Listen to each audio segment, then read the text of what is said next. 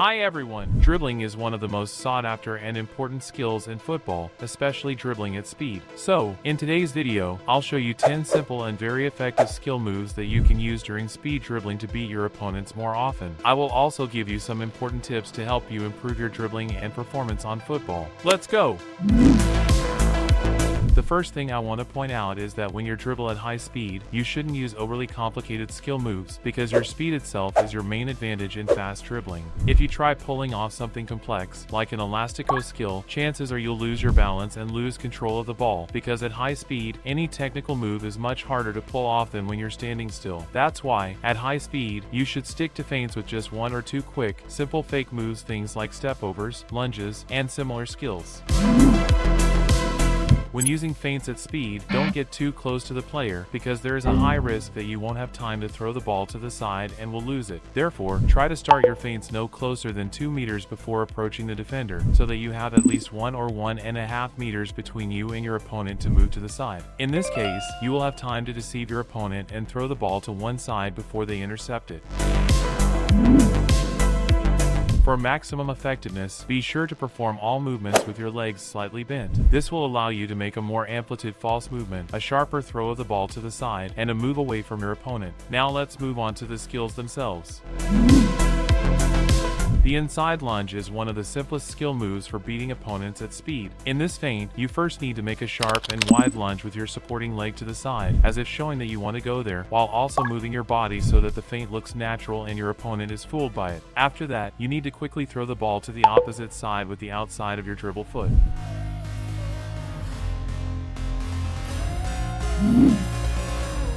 The swing is also a fairly simple skill move for beating your opponent at speed. The first thing you need to do here is pretend that you want to pass or shoot the ball, swinging your leading foot in the direction of your dribbling, and then quickly throw the ball with the inside of your foot in the inside direction. The swing must be wide and clear so that your opponent believes that you really want to pass or shoot at the goal. Then he will fall for this deceptive move and you will be able to beat him.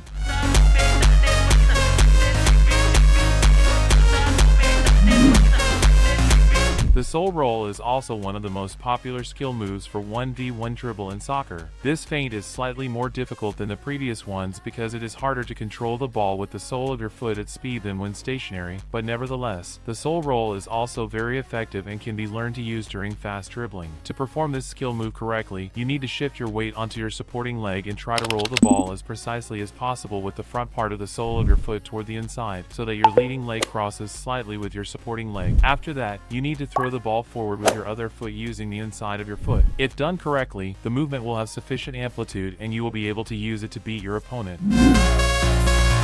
La croqueta is a skill move often used by Andres Iniesta and Lionel Messi in their games. This feint is similar to a sole roll, except that the first movement is performed with the inside of the foot rather than the sole. Before the feint itself, you need to make a small lunge with your leading foot to the side to slightly deceive your opponent and to make it easier to transfer the ball from one foot to the other. After the lunge, you need to gently but sharply transfer the ball with the inside of your leading foot to your supporting foot, and then throw the ball forward past your opponent.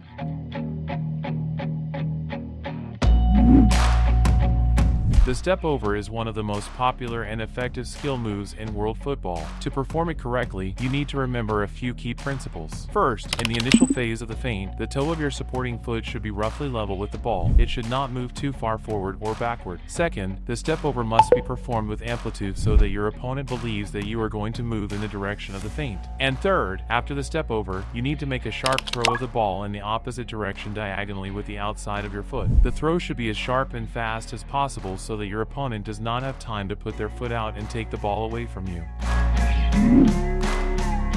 Double stepovers are a more complex version of single stepover. This skill move is not very difficult, so many professional footballers often use it in their game, especially Cristiano Ronaldo. However, to perform it correctly, you need to remember a few important details. First, in this feint, you need to make not one, but two fake moves at once, which means that you cannot get too close to your opponent in order to be able to get away from them. This was mentioned at the beginning of the video. Second, you need to make a sharp throw of the ball in the same direction as the first stepover with your leading foot. Try to perform both stepovers with maximum amplitude, engaging your body so that your opponent believes the feints and you can beat him.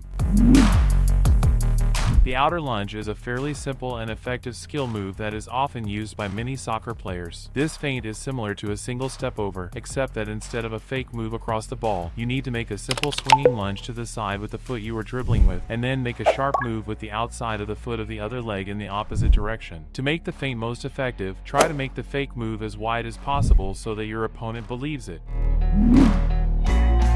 This skill move is performed in a similar way to double stepovers. Instead of 2 stepovers over the ball, you need to make 2 outer lunges to the side with both feet in turn and throw the ball to the side with the foot you are dribbling with. Don't forget that you need to keep your distance from your opponent. After performing 2 feints, you should have enough space to move away from the player.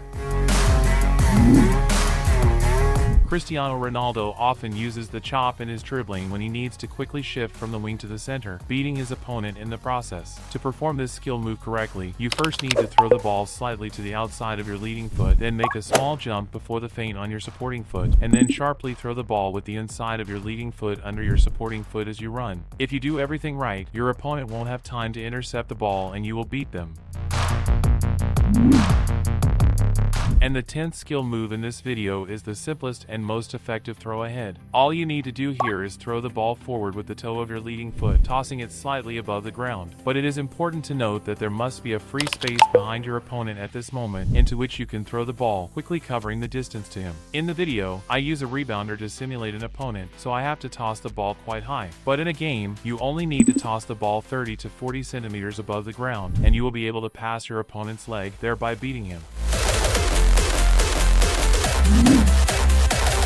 All the skill moves I showed you in this video are often used by attacking players when they need to quickly beat one or more players and shoot sharply at the goal, for example after moving from the flank to the center. Therefore, I recommend practicing these skill moves together with shots on goal to improve the quality of your finishing. Place several cones in a row before the penalty area as shown in the video, and perform different feints at medium speed one after the other. Then throw the ball to the center or into the penalty area and shoot at the goal. Be sure to train both feet from both flanks to become a more versatile and universal player.